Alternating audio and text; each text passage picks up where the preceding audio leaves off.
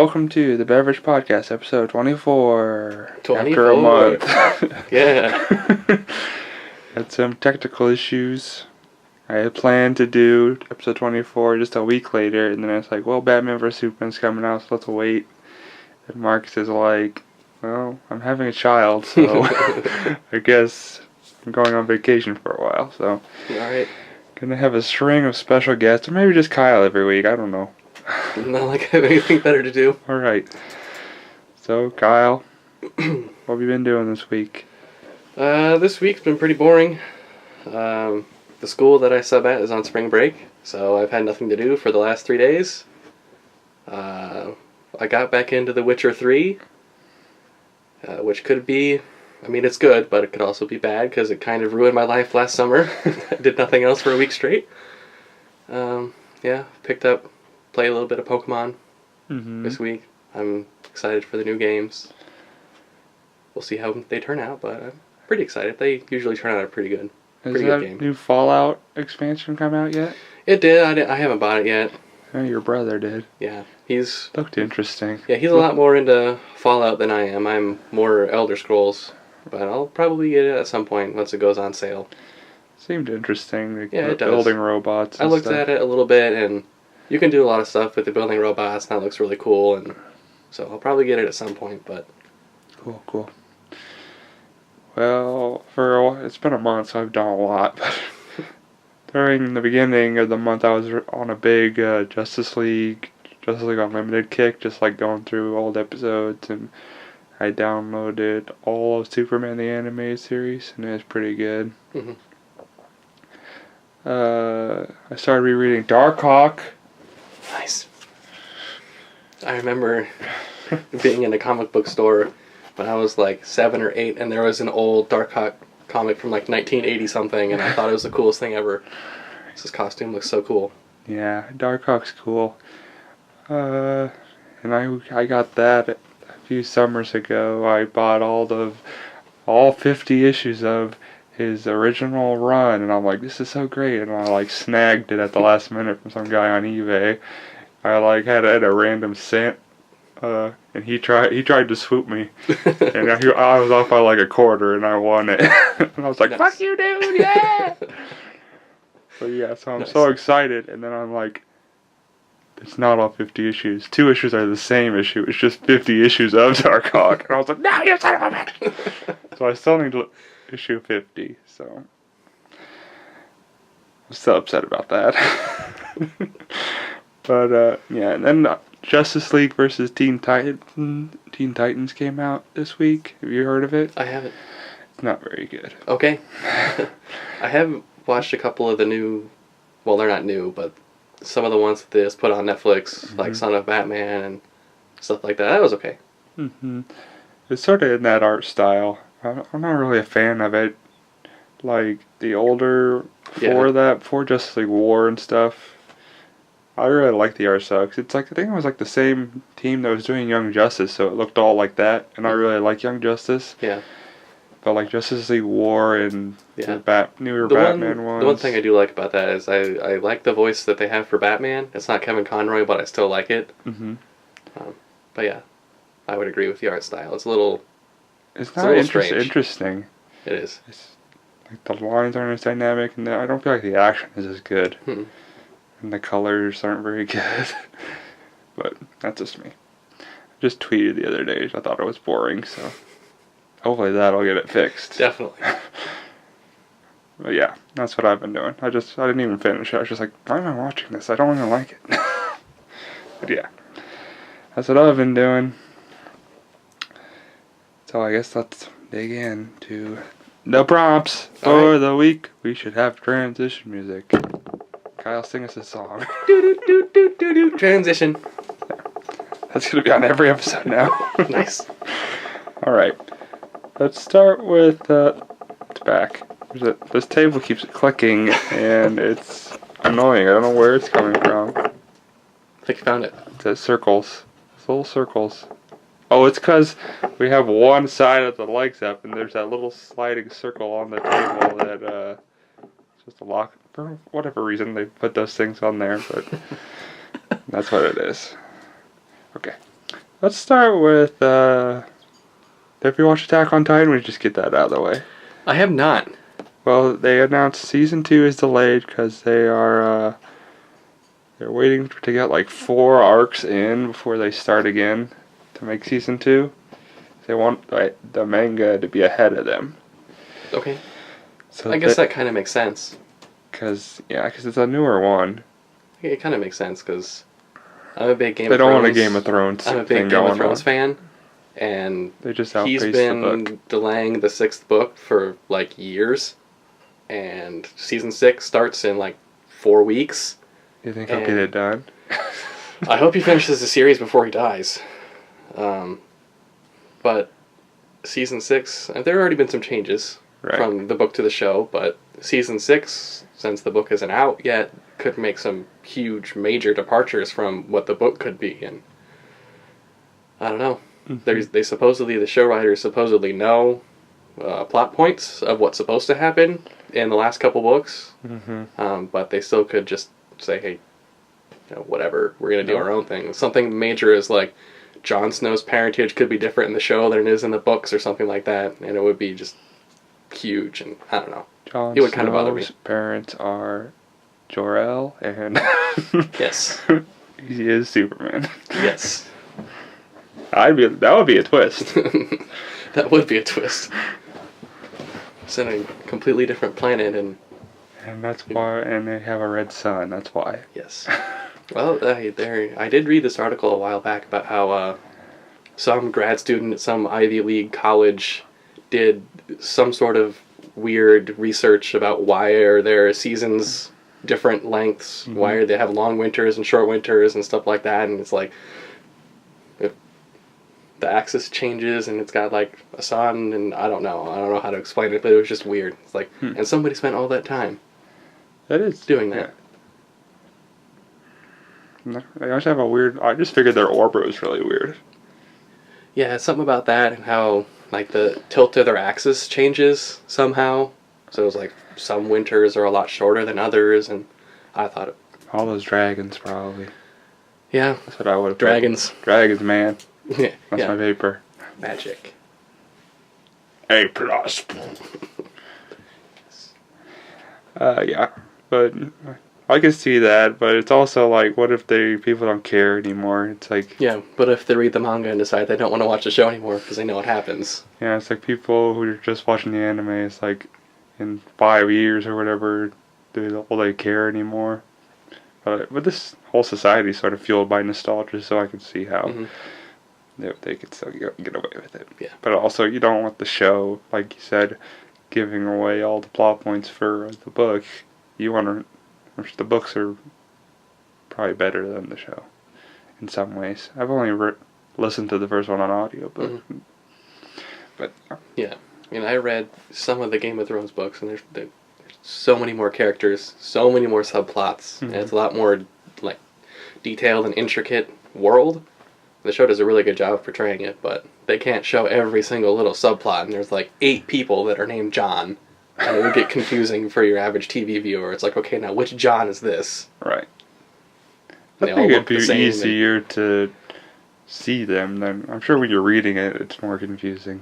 Yeah, it is. It's like, okay, this John is also about this tall, with about the same hair color, and about the same temperament. And it gets a little bit confusing in the books, but... Oh well. I mean, I get confused when normal books people have different names. It's like, who is this? Yeah. Did I read this? Yeah. Started reading one of the... J.R.R. Tolkien's son took some of his unfinished tales and published them. And one of them is The Children of Hurin, and, like, I read it a couple times, but still, I mean, it's just that writing style. I'm like, now, who is this person again? Who are they related to? And they have a big genealogy chart in the back. It's like, oh, so this is this guy's uncle, and it's nephew, and their grandson, and their cousins, and I'm like... I don't know. It is helpful when they had stuff in the back. Like, I know I got the big first book of Dune, and I've started. I have not yet finished it, but it's like, what the heck does this word mean? And it has all the definitions. They have a whole freaking dictionary in the back of these made-up words. Yeah, like Clockwork Orange. All the made-up words they have in that. Yeah. That's crazy. Moving on. J.K. Simmons is cast as Commissioner Gordon in Justice League. What do you think about that? I really like that. Give me pictures of Batman! Yeah, the only thing that I don't like is that he can't be J. Jonah Jameson in Spider-Man. Yes. I think I can see it in my head. I mean, because for the longest time I had in my head for J.K. Simmons those insurance commercials that he's on, Oh, yeah. and him as J. Jonah Jameson in Spider-Man. Mm-hmm. And then seeing something like Whiplash, like where he won an Academy Award, and how serious his character is in Whiplash, I think he'll do a fantastic job as Commissioner Gordon. Especially since those movies are so freaking serious. Yeah, we'll get into Batman vs Superman. We'll get to that. But yes, I do like it. Hopefully they can swoop up as much talent as they can get before, Marvel has their movies with 100,000 characters in it. Exactly. With every actor. Wonder who will play Darkhawk in Avengers. I'm just War. waiting for the eventual West Side Story style showdown between Marvel actors and DC actors. Either a Marvel actor or a DC actor. Well, J.K. Simmons been both. That is true. And so, weren't there? I'm sure there's been others I can't remember right now. I'm just waiting for him to, gang up. Like, Marvel, WB sucks. And then they get into a big fight. You're right. Can I be in a Marvel movie, please? And have fun? Yeah. But apparently the tone of the Marvel Universe is supposed to change here in about a month. So, we'll see.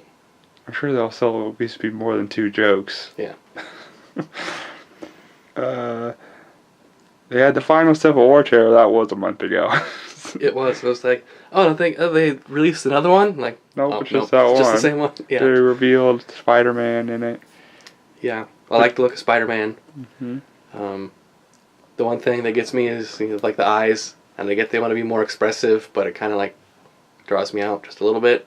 I'm like, how does he make a suit that does that? I'm pretty sure Tony makes the suit for him. That's what the backstory is. So I was thinking maybe he uses, I like that his eyes move now. Yeah, like the Rorschach fabric or, I don't know. Whatever. You could have just made him move. I mean, Deadpool's eyes. Just do the CGI for the eyes.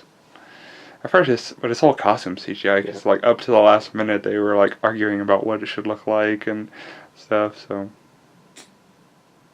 I think it looks good. I like the color. Yeah. I like the eye size. They've been really very... small, narrow. Yeah. And... I do like how, he's actually being played by somebody who's younger. And he actually sounds like he's young. I just watched the trailer, this morning, and after I heard his one line, I was like, he sounds exactly like some 14-year-old kid that I know. He's supposed to be, freshman in high school, I think. Yeah. And it's I'm guessing that, each movie's going to be, a year of high school. So he'll be a sophomore in his first year, in his first movie. Which is cool, sort of neat. I did also from the trailer, I liked, my favorite moment personally was when Hawkeye shoots off that arrow and it splits off into 5 or 6 different ones, and Ant-Man's on the end of one of them, and he slips through Iron Man's fingers. And you saw him in his movie go through Yellow Jacket's suit and start pulling stuff out, so... I'm wondering if he's going to go inside Iron Man's suit and start pulling different stuff out. And hey, he went in Falcon's stuff too, didn't he? Yeah, in his movie, went inside a Falcon suit. So he's probably going to do that. That's going to be cool.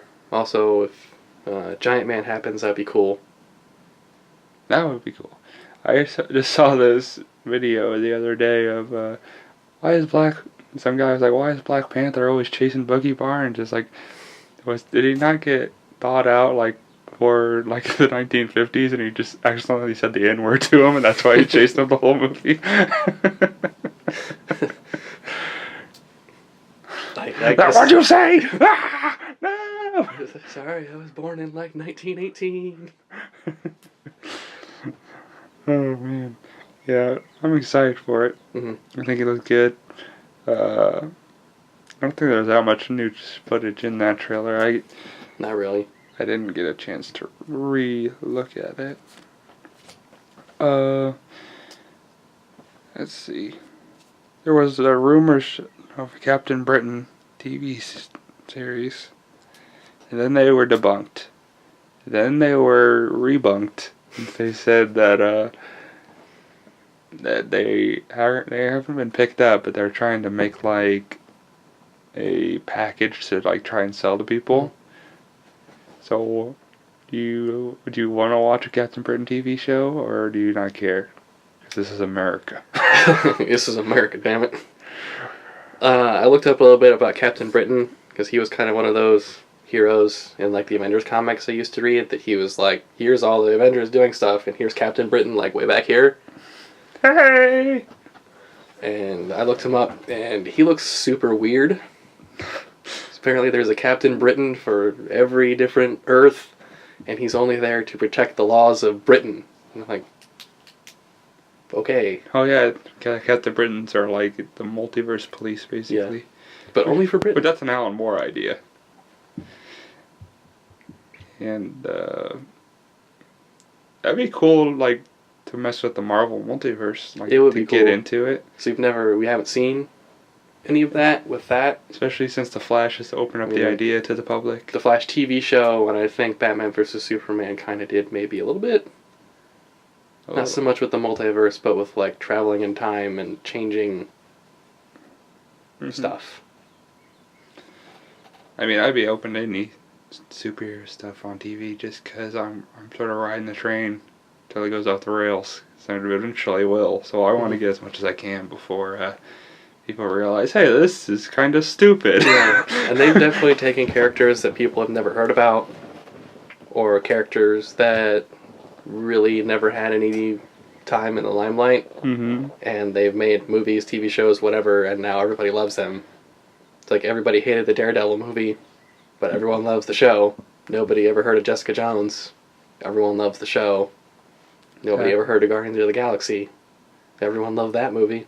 I mean, the first season of Agents of S.H.I.E.L.D., Deathlock was the same guy. It's just like, that's a deep cut.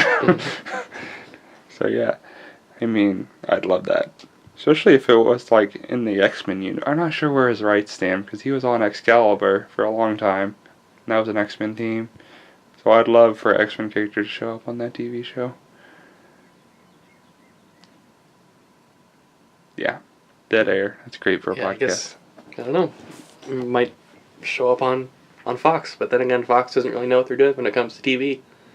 Most of the time. They've got like 2 shows. They've got the Legion show and they got Hellfire show still in the works. But, yeah. Who knows? You know, they always cancel everything that's good. So, I don't know. Terminator Chronicles. No. I'm just joking. That show is okay.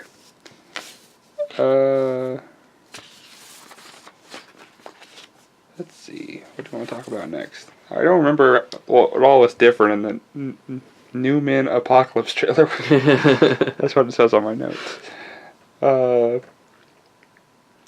you rewatch that one? I did. I don't think there was that much difference. There was a little bit more. Is that the one where they introduced her doing a front flip and like cutting through a car with her psionic? Yeah, that happened. Mystique gives like this big speech, and Beast is all like, the world needs the X-Men, and they're like, trying to drum up support for the movie, and see what else happened in there. Is that where they showed the scene where Angel and Nightcrawler were fighting in like some cage match or something? Yeah, I think so. That was a cool scene. You get a little bit more from some of the characters in there. There was an image that they released of like them in like costumes, sort of. Did you see that? I don't think I saw that. Well, it was sort of like it's the whole. It'll probably be like the last scene in the movie. It's like, this is what we are. We're superheroes now. Yeah, like, instead of like the Nightcrawler design armor had like the red, so it looked like his, and like Mystique had like a white streak through hers, and sort of looking like their comic book outfits, which is cool. But I'm sure it probably won't be till like the very end or something. I just wonder where they're going to go from here after this one. So, like after they face Apocalypse and they have all these young actors taking over like the more iconic X-Men roles, who are they going to fight next? Sauron? Like, yeah, I guess. The Pterodactyl Man? Like if the first thing that like Cyclops and Jean Grey fight is Apocalypse. The Thanos of the X-Men. Like, what are they going to do next? But no, I'm excited for this movie. I'm not the biggest X-Men fan, but I think the last couple movies have been pretty good. And I think this one's going to be good too. Oscar Isaac doesn't look as much like Ivan Ooze anymore. Right. Once they show him like moving around and talking, I think it helped. And I've heard, because Jennifer Lawrence was all like, I don't want to do X-Men movies anymore. And now she's saying like, I want to do more. And I'm just like, I don't want you in them. We've had enough Mystique. She's not a good guy. Yeah. Because you won an Oscar, you have to be in all the X-Men movies now. Yeah. That's what happened. That's why she was in X2 so much. Or not X2. Days of Future Past. I guess it does bring some street cred to the movies. It's like, hey, look, we have an Academy Award winner in this comic book movie. You are in the contracts. You have to do it. Yeah. And I think that's why she's not blue all the time in that one. She's like, she didn't want to be in the movie in the first place, and now she's not going to be painted blue. So I'm kind of indifferent about it. Because I kind of want them to be more superhero-y. Or more like the comics. Just like more like a family than a superhero team. And like, I do think there's a little bit of that in the trailer. Because Magneto says to Professor X, he's all like, they're going to come for your kids in your house. And he's like, yeah, okay, I want to see what happens if somebody tries to come for my kids. That's that's like a line from X2. I'm pretty sure. Yeah. So we'll see. Yeah. I'm sure we'll talk about it. I think it'll be good.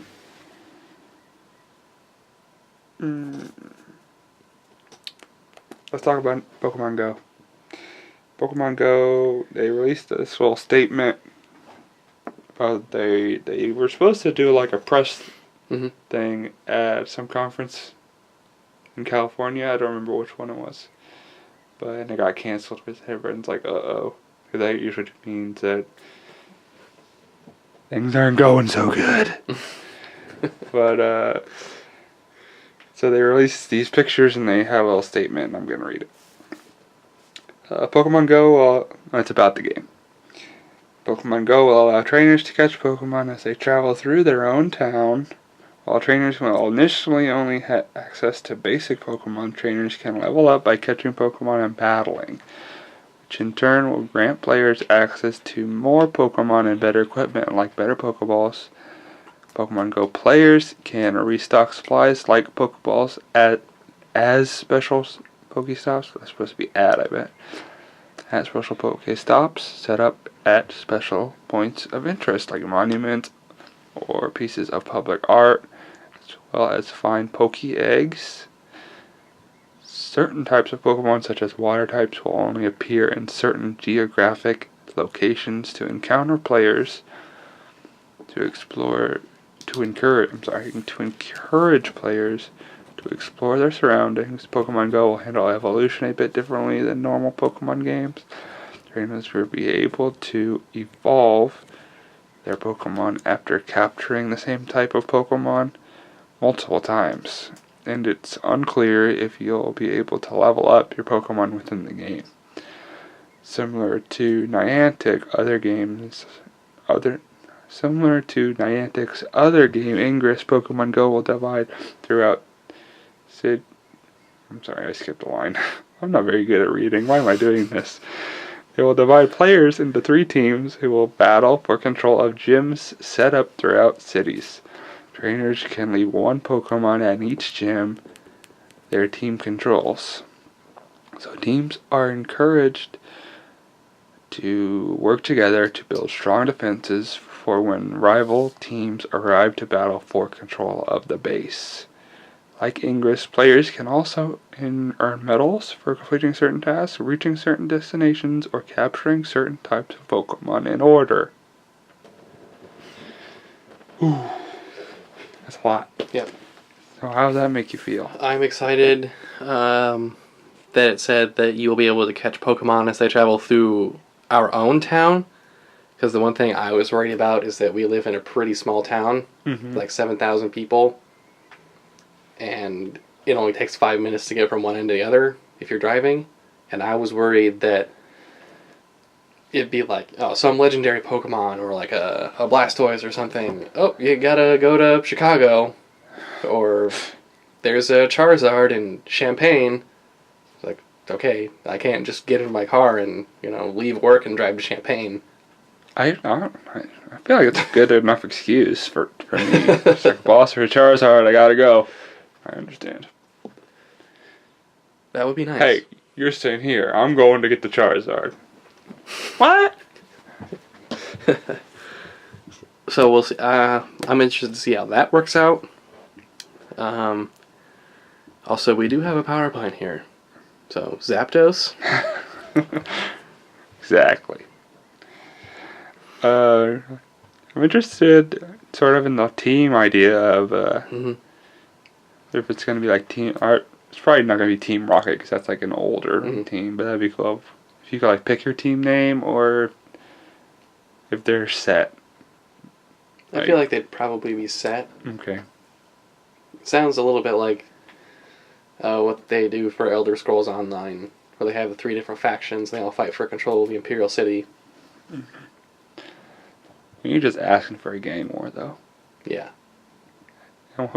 We like find a gym in our town and there's like 12-year-olds coming. It's like, you get away from my gym, mister.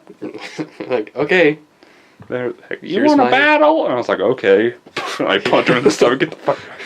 Get out of here, kid. My level 100 Charizard.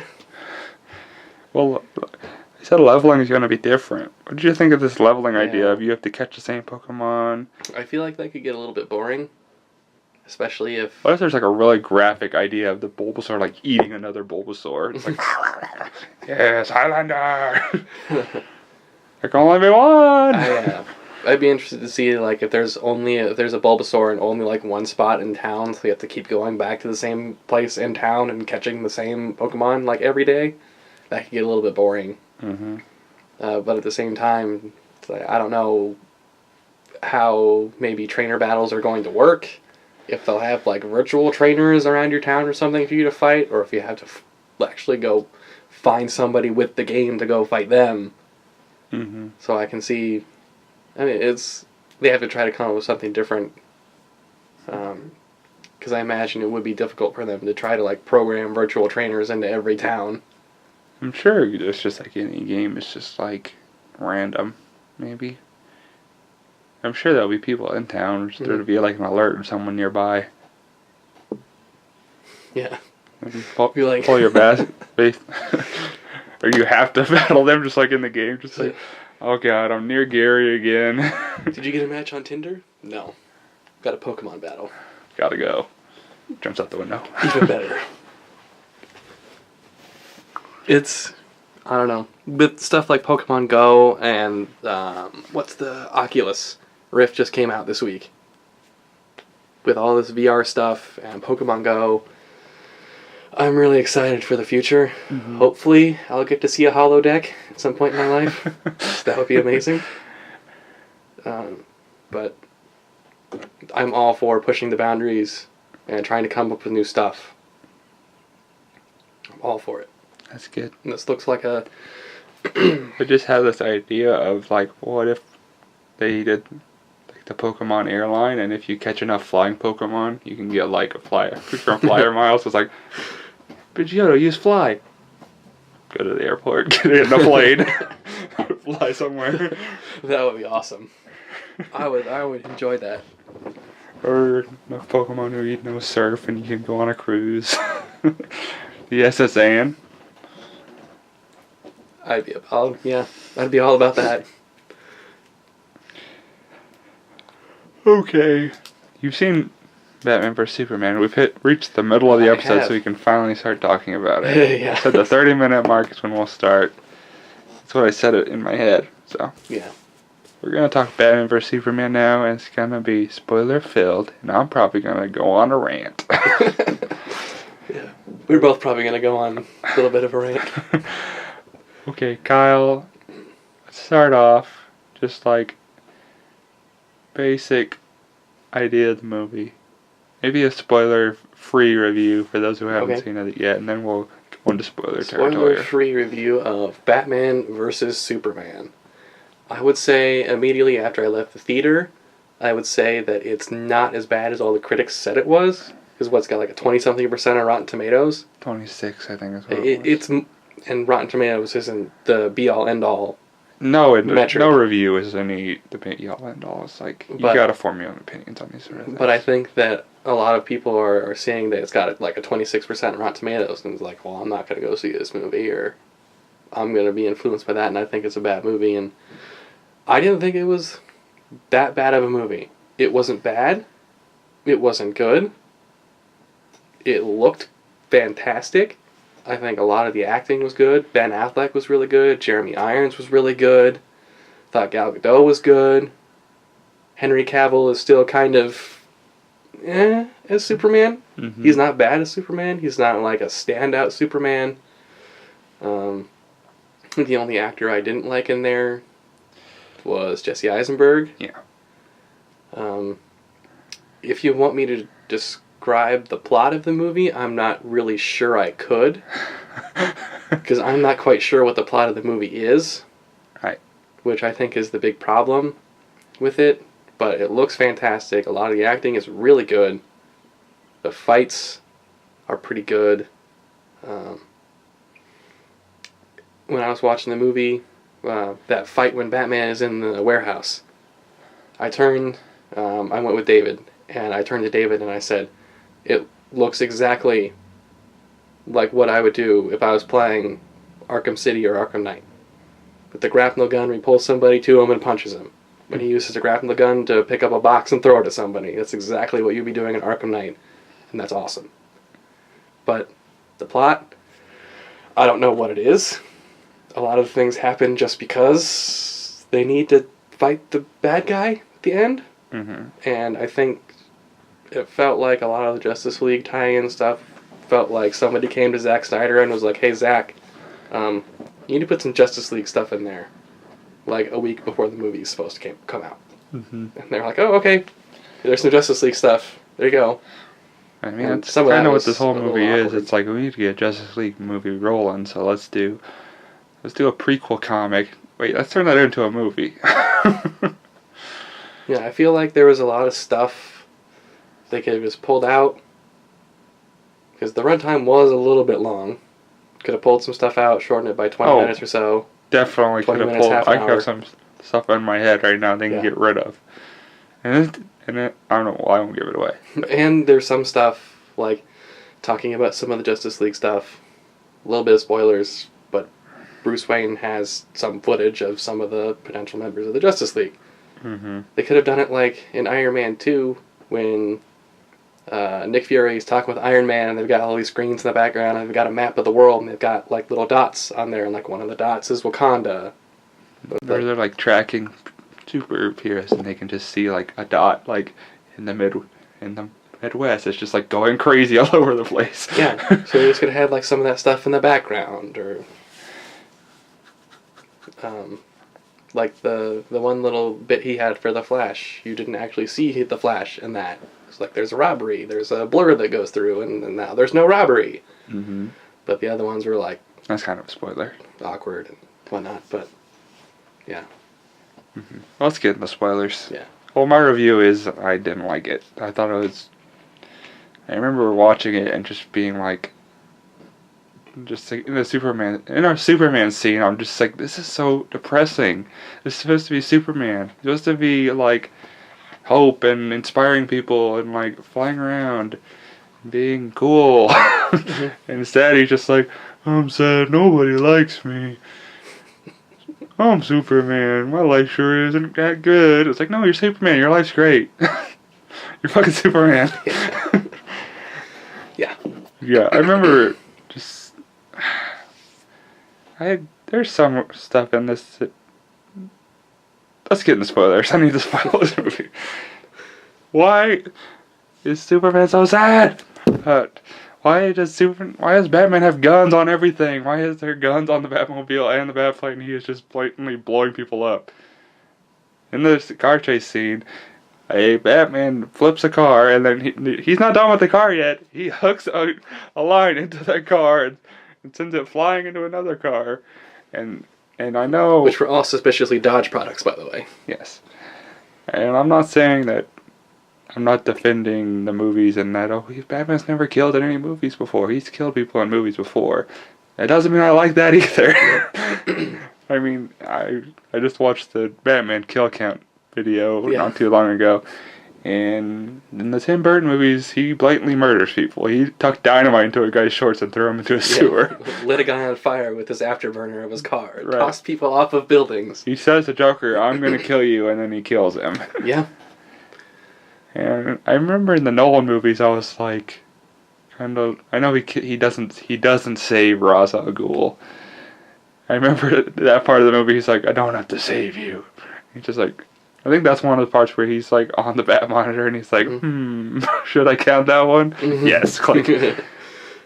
I mean, sometimes there's reasonable doubt if he just like hits a car, or he like runs it over. It's like they could be okay. As long as they don't say that they're dead or something. But in this movie, he sends a car into another car, and those cars blow up.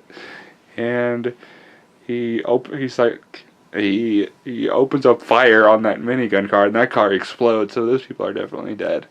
It's like, why is Batman breaking his two rules? He's like killing people, and he's using guns all the time, which is something that sort of bothered me. I like the tracker thing. Yeah, I'm fine with that. It's just like from Dark Knight Returns when he has like the grapple gun rifle that he uses to get from one skyscraper to another. Like, that was a cool shot and stuff. Like, I was so sure he was going to... I really did think he was going to snipe that guy, and I was going to be so mad. But I don't know, because even like they have the Batmobile in the new Batman game, but they like explicitly say that this thing uses rubber bullets. Exactly. And the only thing you use actual bullets on are like the drone tanks. But it specifically says everything you do against like individual people is non-lethal with the Batmobile. So I thought, oh, maybe those are rubber bullets. Oh, wait, nope, that car just exploded. Exactly. And in that fight, see, I was so distracted because he had just murdered all those people. Yeah. In that big warehouse fight at the end. And then he uses a gun on him. He shoots his little flamethrower tank and he explodes. And I'm just like, hey man, what are you doing? I did like that line, like, after he saves Martha, and he's like, I'm friends with your son. He's like, I could tell. Was it the cape? I like that line, even though it's like, Batman just murdered a guy. Yeah. I would be a little bit more okay with it if there was a little bit of Alfred being like, hey, you can't be doing that. And then he's like, hey, look what happened to Robin. I did this for 20 years, and I did it my way for 20 years, and Robin ended up getting killed. I would be okay with that a little bit more. There was actually some attempt to explain it, instead of just, here's me flying in on the Batwing and murdering people. Yeah. What else was I going to say? Oh, and he's in that scene, he just stabs a guy with a knife. He did. And I was just like, oh my god. That bothered me. I don't think Batman would do that. Because he gets stabbed and he's like, hey, fuck you! And he stabs him. Yeah. And I did like Alfred. I thought he was funny. And then he's just like, he's like your parents trying to get you married. He wants grandkids. Yeah. It's like, oh, I wonder if there's going to be... If you're going to leave an empty wine cellar for the next generation of Waynes. Yeah. Who am I kidding? There's not going to be a next generation of Waynes. Yeah. I thought Jeremy Irons was really good. He's probably my favorite part of that movie. That was a good part. I did really like Perry White as well. When the line when he's like, Oh, there's a crime spree in Gotham. Do you want to report that water's wet? Yeah, I do. Yeah, Lawrence Fishburne, Perry White is good. I think he does a good. The most enjoyable part of anything about Daily Planet. Yeah, about most of the movie, the only levity we get is like that one scene with Martha and Perry White scenes, which is still really dark.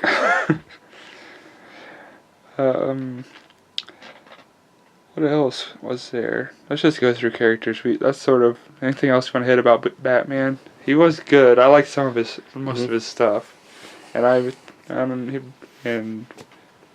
excited for a Batman movie where Ben Affleck gets to make decisions because he's directing it, right? I think so, and I did see something a few days ago where he's written his own script for a Batman movie. He's doing his own thing, and he's got Kevin Smith as like his friend, and he can help him with that. Yeah, which is great because he's already proven that he can write a movie and direct it with Argo. So, and he's proven he can play the part. So I'm excited for that. I also thought that him as Bruce Wayne, when he's down in Lex's little server or whatever, and the lady comes in and is like, "Oh, you can't be here," and he's like, "Oh, I'm just looking for the bathroom and whatnot," and she turns around and leaves. You can instantly see his face go from Bruce Wayne to Batman. You can definitely tell that Bruce Wayne is not the real person. He's Batman. And he has to put on a face and an act to be Bruce Wayne. You can see that so well. So I thought he did a really good job with that. Yeah, I agree. And I'm excited for him to do his own movie and not have to deal with this movie. And sort of have a movie with a structure and a plot and good ideas. Maybe a joke or two. But, yeah. So what do you think of... You said, what were some issues with Lex that you had? Issues with Lex. The hair. No, just kidding. It doesn't matter. I don't give a shit about his hair. I know a lot of people were upset about that, and I was like, who cares about his hair? And there will be the people that will point out, well, he's not actually Lex Luthor. He's Lex Luthor's son. Like, okay, yeah, whatever. But he just seemed like he honestly had, like, Asperger's. Or was, like, slightly autistic in, like, the way he would talk. I could see that. I could see him as... And not that there's anything wrong with that, but, like, right. That doesn't really make for, like, a formidable, really, villain. Yeah, I could see him as, like, he's the second generation of his dad was, like, the business guy, and he's more the scientist, and he's not good at, like, public speaking and doing the business side. He wants to do the research side of it. And that's an interesting idea that they don't talk about. And they talk about him as like a little bit of, you kind of have to think about it where he has his issues with his dad that translate to Superman that he talks about a little bit, and if you don't catch that, you don't know why he's mad at Superman or Batman or anybody. And a lot of his scenes I don't like. Like, his whole portrayal of Lex isn't that great. And, I mean, I don't like him at all in that movie. There was a story where he was originally supposed to be, like, a cameo as the Riddler, or he was supposed to play, like, Jimmy Olsen or something. And that guy in the beginning who gets shot is Jimmy Olsen. Jimmy Olsen is dead. I did not, until I read this article, I did not know that the person at the beginning of the movie was Jimmy Olsen. Yeah. I didn't know that. Was it the same guy that played him in the last movie? I don't think he was in the last movie. I thought that they were supposed to be like, that girl Jenny was Jenny Olsen, and it was just a gender swap Jimmy. Yeah, I had no idea that was Jimmy Olsen. So, we got the Batman part, the Lex part. I have a big thing about the Superman part. So what do you think of Wonder Woman? The thing that really sticks out for me, I mean, throughout the whole movie when she's not being Wonder Woman, I thought she was good.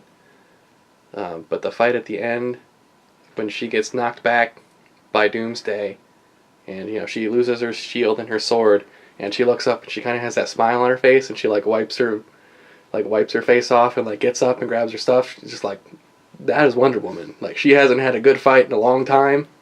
And she's ready. I like Wonder Woman a lot. I didn't like her theme though. It was like weird techno music or something.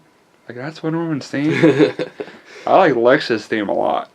Like I forget it's like trumpets or like violins. It was like bah, bah, bah. It's like it felt like a villain theme, even though it was for Lex and they ruined it on him. Yeah, I did. Like, they wasted this awesome theme on this character. I did like the soundtrack. Hans Zimmer. Again, it sounded a lot like Interstellar. I mean, which isn't bad 'cause that's a good soundtrack. But yeah, good soundtrack. I just remember that his theme. I really liked it. But they did it like before he had done anything evil yet, and he was just like walking around or something. It was like he isn't evil yet. I did love that.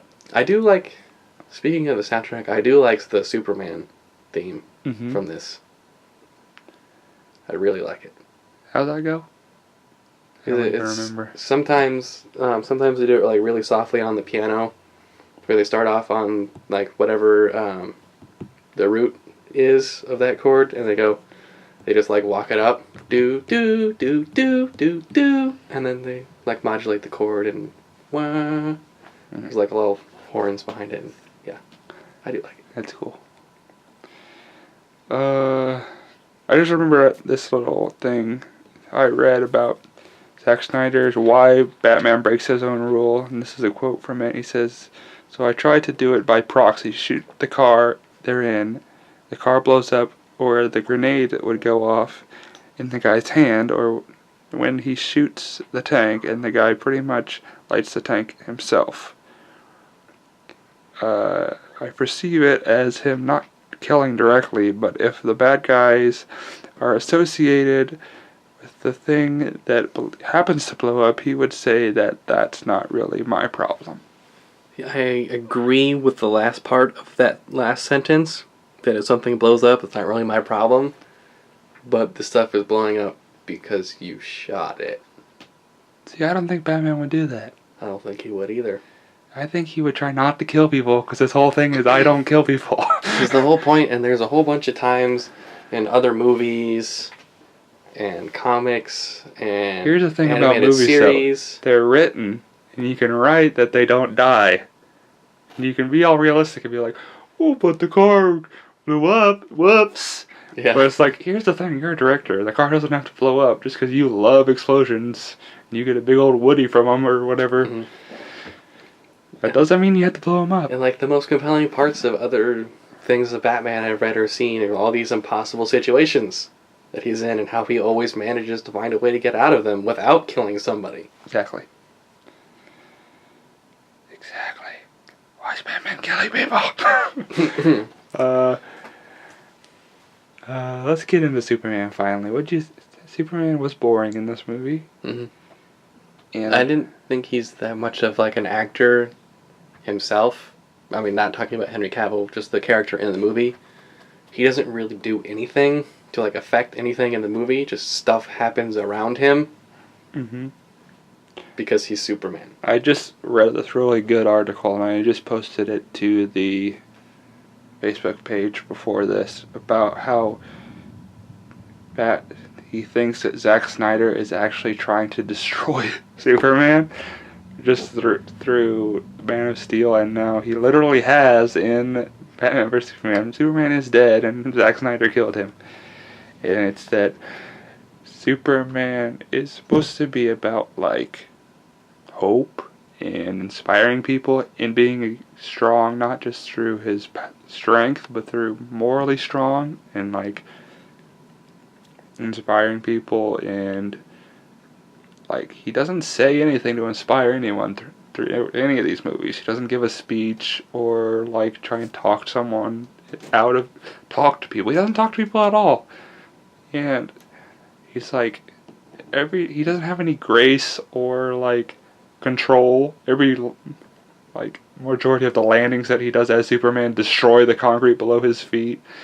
It's like, Superman isn't, like, a destructive force. He's not supposed to be like that. He's supposed to be, like, he's supposed to be Superman. You know what I'm trying to say? And I was thinking the same thing, is all the time when he's flying around, he's breaking the sound barrier. Yeah, so if he breaks the sound barrier, all the glass around him is going to shatter. Right. And you see him when he's coming down from the sky, going through, everyone or whatnot, and when he, like, takes off again, he breaks the sound barrier in like half a second.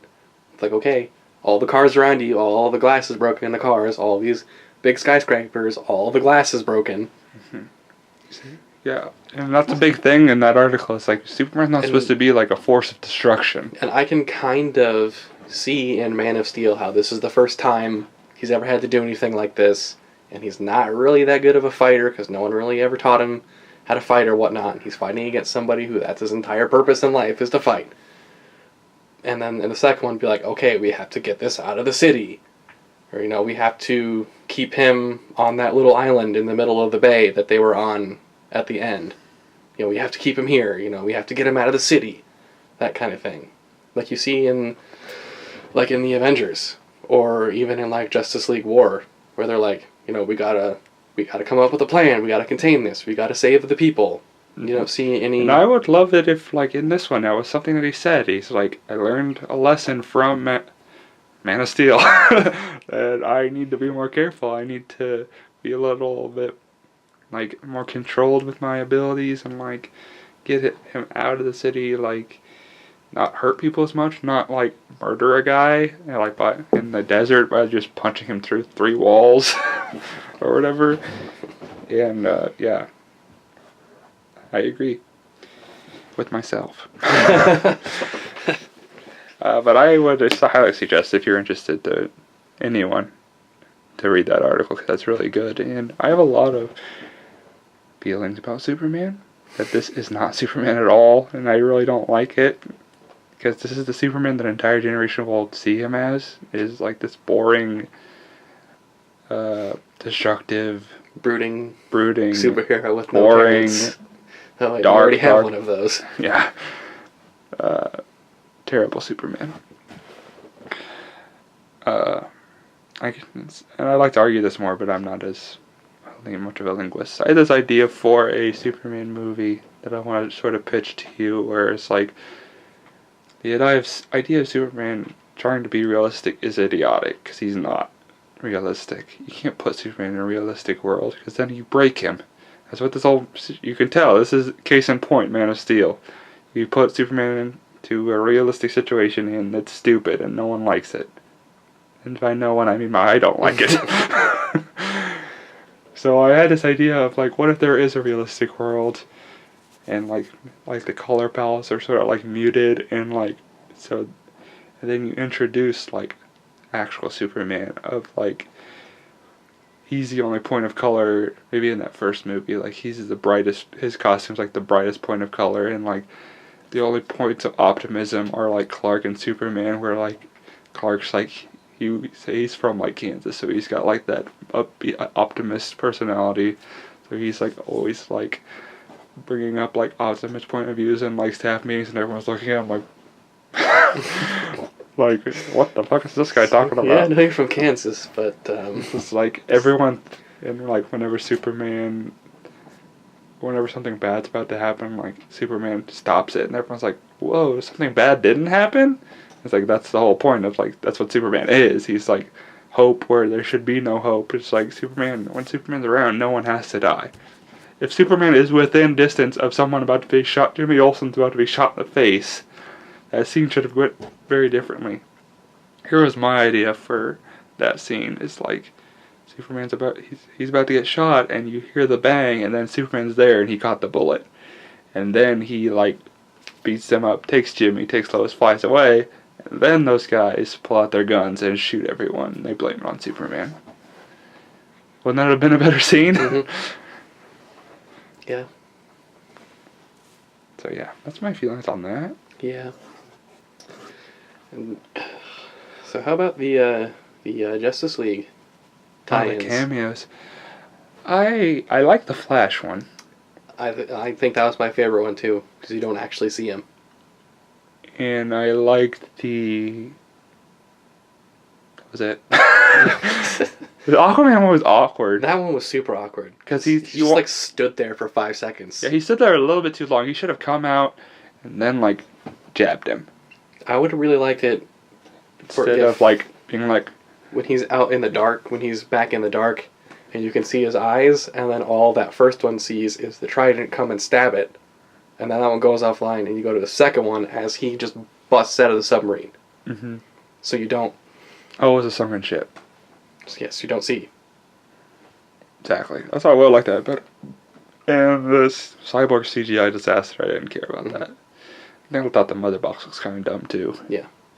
They would have just been like, this is Dr.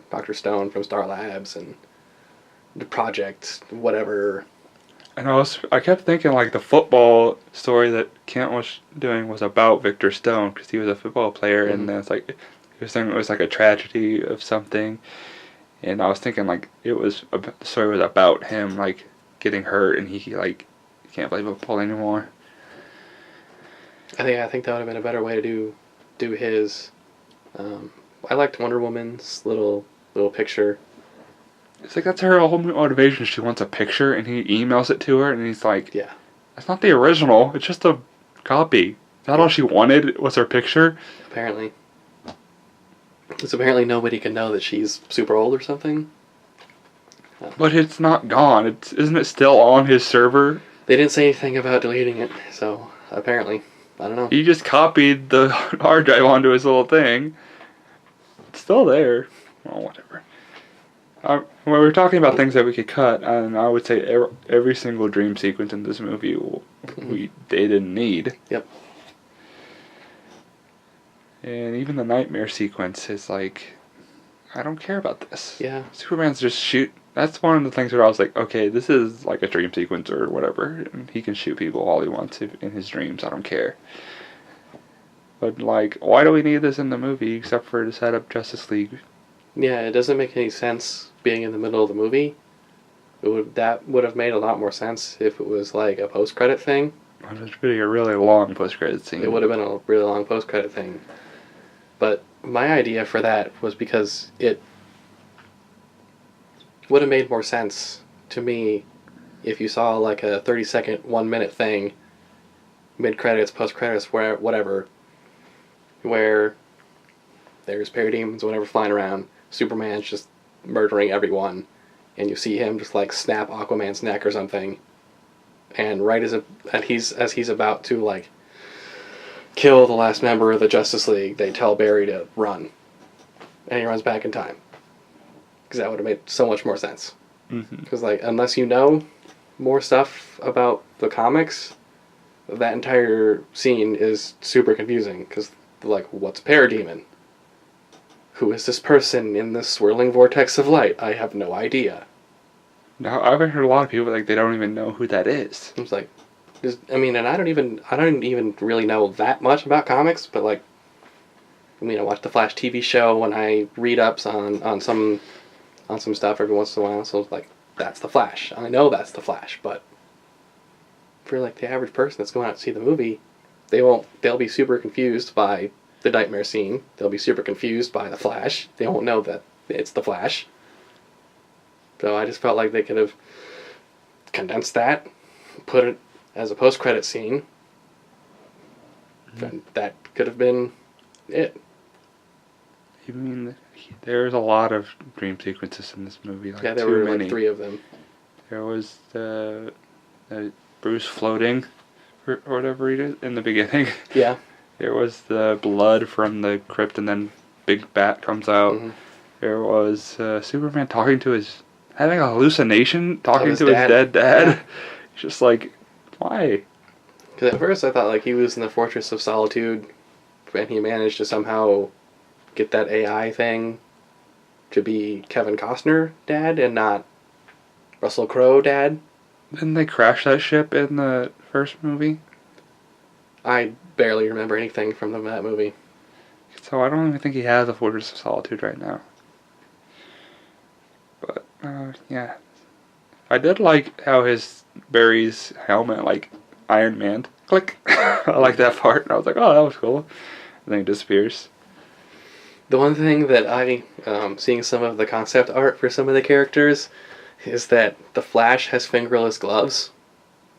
Like, he's a forensic superhero. And he's a forensic scientist. And he wants to have a secret identity, but he wears fingerless gloves. Seems stupid. I don't know. And he still doesn't have, like, a real, like, zipper wings. Like, even on that costume, it was like really tight. Sort of like the shows. I don't like that. I want big old honkers. Handlebars. Yeah. Oh, at the end, Superman dies. Yeah. How do you feel about that? Um, Well, before that, what'd you think of, there was a scene in the Doomsday fight that I just immediately thought of a line that I wish they had in it, where Doomsday's like getting ready to get him, and then like, just Wonder Woman's lasso comes out, and she like tugs it. The immediate thing I thought was, "Gotcha, bitch!" And I love that part. Just like for me personally, I thought that was funny. So what'd you think of Doomsday? What'd you think of his design? I saw something a couple days ago on Facebook. One of my friends put up that the cave troll from Lord of the Rings lost a couple 100 pounds to play. Yeah.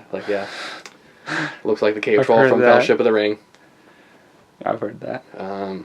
So especially in his first form before he. Yeah, design wise, not that big a fan of the design. And the whole how he came to be was just like, okay, you just throw a dead Zod in a Kryptonian thing and put some blood on him and. I was like 100% sure they were going to be like, oh, Superman's dead. I wish we had a thing that regrew Kryptonians. Oh, wait, we do. Or the fact that 5 minutes earlier he got hit by a nuclear missile in his chest and was totally fine. And he was a corpse in space until the sun came out. It's like, if only there was a sun on this planet. I feel like there's a way this could be fixed. Or when Lois drops it in the water and then she runs outside and sees there's a battle going on and immediately knows that she needs the spear and goes back to get it. Just like, I can argue that she's a smart lady and that she could put two and two together. It's like, there's a Kryptonian ship, there's a monster with eye beams, maybe he's Kryptonian. Which, does she even know what kryptonite is? No one knows what kryptonite is because they just found it at the beginning of the movie. And it's like some random people know about it. No. And that's it. She's like, I'll go back and get that spear. Maybe she just wants a weapon. And they don't even call it kryptonite because it's like kryptonite is an actual element on the periodic table. So it's like you can't call it kryptonite because there's already a kryptonite. It's just confusing because it's in a realistic world. So if you call it kryptonite, they're like, wait, what, kryptonite? Like this kryptonite? No. No, this kryptonite's cooler. This kryptonite came from a different planet. It's cooler. That's from a planet called Krypton? Well, we fucked up and called something else kryptonite. Yeah, so exactly. Is this called Supermanonite? Yeah, then we get into the whole Pokemon Megastone naming issues. Let's call it Dragonite. Fuck. Yeah. Yeah. Besides the whole, he got nuked 5 minutes earlier and was totally fine. I'm like, come on. Mm-hmm. I turned and said to David right when he died, I'm like, I bet this is going to last about as long as it did in the comic books. And it turns out the last image of the film was like the dirt or whatever rising off his coffin. So I'm like, yeah, there we go. Another problem is that they kill Clark Kent too. Yeah. In the comics, it's like Clark Kent was missing in the battle with Doomsday, so his secret identity was somewhat still intact. Yeah. So, but Clark Kent is dead. They said it was like in the paper. It was like in the Daily Planet there was like a front page on the Daily Planet. It's like we lost one of our reporters or whatever in the fight. So that'll be a little bit confusing when he shows back up to work. Exactly. Didn't I go to your funeral? Yeah. That was my twin. Yeah. So yeah, so another point of evidence of how Zack Snyder is destroying Superman. And they totally blew their load with killing Superman. In the second of this universe. Because they're gonna fight bigger things than Doomsday in the future. I mean, they got Darkseid. He's on his way. If Superman dies, like we know he's already come back once, so there's no stakes anymore because he's already died and come back. So there's no stakes. Exactly. Plus, they I should. mean, they're already getting rid of any death stakes that could happen in any of these future movies. Where they could just come back. Superman's gonna come back in Justice League. So what's the point I felt of like where's the stakes? They should have found some way to like boot Doomsday into space or something instead of killing him. He was in space. Why didn't he just throw him into the sun? Yeah, like throw him out into space somewhere. Well, I guess he's Kryptonian and he can't fly. They showed him flying, so. So if you throw him into the sun, he would just come back as like 100 times stronger. I don't know, just I don't know, Phantom Zone or something. Yeah. So he can come back and kill Superman later. Exactly. Because you could have like they go through a Justice League movie or whatever, and they defeat Doomsday, and then like a Superman sequel or like a Justice League like way down the line, Superman dies. And like Superman dies, and movie is over. There's no dirt coming up off the coffin insinuating that he's still alive. Like, he's just dead. Movie's over. Everyone's just like, holy crap, what just happened? And then the next movie starts, and he's dead. I heard this interesting idea of like, what if that guy in the wheelchair, instead of just giving him a bomb that was in his wheelchair, what if they turned him into like Metallo or something? Or I had an idea of like, what if instead of that whole scene, and in Doomsday they turned him into Cyborg Superman. It's like they put his brain inside of a robot body. And he used like Kryptonian technology to like recreate Superman's powers. Mm-hmm. And that's why Batman doesn't like him, because there's a bad Superman going around doing bad guy things. And then Batman's like, well, this guy's an asshole, I gotta kill him. So Superman's like, so it'd be it's like not me. It'd be like the cyborg Thor. Yeah. So then the final fight is like, I had this idea in my head of it like being like Lex in the power armor, and then Cyborg Superman, and then Bizarro. Those three guys versus Wonder Woman, Batman, and Superman. I thought... Because he'd be like, I'll just make a clone of Superman. It's like, that didn't work. So I'll get this guy who hates Superman to become my Cyborg Superman. That's what I thought would have been a much better thing to do. Instead with of Doomsday. With the whole Kryptonian birthing chamber or whatever, when he throws a dead General Zod and some of his own DNA in there, that it comes out this weird, Bizarro Superman. And, like, it didn't quite work because, General Zod is dead. Exactly. Kind of thing. And he comes out all weird and he could like talk weird and so it would be like I don't know who Batman would fight, but and I'm helping. I love you seen that gif of like Batman during the Doomsday fight, and it's just like him around the corner with the thumbs up from any series. I thought it was really funny when Wonder Woman like lassos him or whatever, and then he's like in this building way over here, and he like shoots his last kryptonite gas grenade thing at him from like way over here, and he's like, "I'm helping!" Yeah. And she's like holding him back, and Superman like stabs him through his chest. Batman's way over there and helping, air quotes. Helping. Yeah. Why didn't they give the Amazon the spear? She knows how to use it. Maybe she'd actually aim for his face. Reasons? I don't know.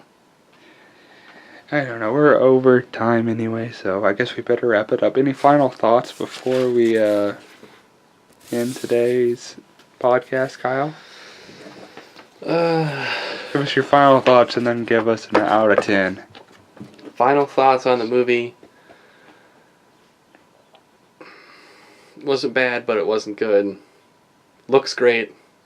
Some of the acting falls a little bit flat. There is no plot. So I would give it probably a barely passing grade. Like a 6 out of 10. Okay. Just because if you go in and you watch the movie and there's explosions and good fights, but if you try to think about it, there's not really much behind that. Okay. Well, the movie is dark, Superman isn't Superman. Batman kills people. There's some good fights. The Batman fights are good. The Doomsday fight kind of suffers from the Man of Steel problem where Kryptonians are super fast, so let's make these fight scenes super fast, but a super fast fight scene is just confusing and hurts your eyes and it's boring. So now there were some problems with that, but there was some cool Wonder Woman stuff. But I'd give it a 4 out of 10. My friend gave it a 3, and I was like, that's mean. But I could give it a 3, but I'm gonna give it a benefit of the doubt and give it a 4. Yep. 4 out of 10. 4 out of 10 sad tuckers. 4 sad tuckers out of 10. Yeah, I think the only thing... More like 10 sad tuckers out of 10. The only thing that keeps it afloat for me is the acting. Yeah. Of that's Ben Affleck and Jeremy Irons and Gal Gadot, and being excited to see future Batman movies and future Wonder Woman movies. I'd say if you could keep this cast, minus Jesse Eisenberg, and get a new director and a new screenplay, and it could be a good movie. Mm-hmm. And did you know that Bryan Cranston auditioned for Lex Luthor and they chose Jesse Eisenberg? That's stupid. Yeah. I'm sad. I guess that's it. Let's wrap it up. I have an outro, but Marcus isn't that, so... Kyle, do you have any... You don't have a Twitter or anything, do you? I don't. Okay, so... I guess you can't find Kyle on the internet if you wanted to, but... all my stuff, I'll leave it in the outro. So thanks for listening. Don't go see Superman versus Batman. Buy a ticket for something else. Okay, yes, that's my technique. That's what I did for TMNT, is buy a ticket for 10 Cloverfield Lane and go see Batman vs. Superman, and if you don't like it, just sneak out and go see 10 Cloverfield Lane, because that's a better movie. Yeah. So if I end up going back to see it again, like with somebody who hadn't seen it before, I'm probably just going to buy a ticket for something else. Or just say, I'm not paying for this, I'm just going to go watch it. Thanks for listening. Bye. Thank you for listening to The Beverage Podcast. The Beverage Podcast is available on Libsyn at thebeveragepodcast.libsyn.com. It is also available on iTunes and the Beverage YouTube channel. You can also like us on Facebook, The Beverage Podcast. We also have Twitters. My Twitter is The Beverage, and Marcus's is The Mook86. We also have a WordPress, which is linked on our Facebook page. I don't know what it is, because I don't have it written down on my paper. Thanks for listening. See you next time.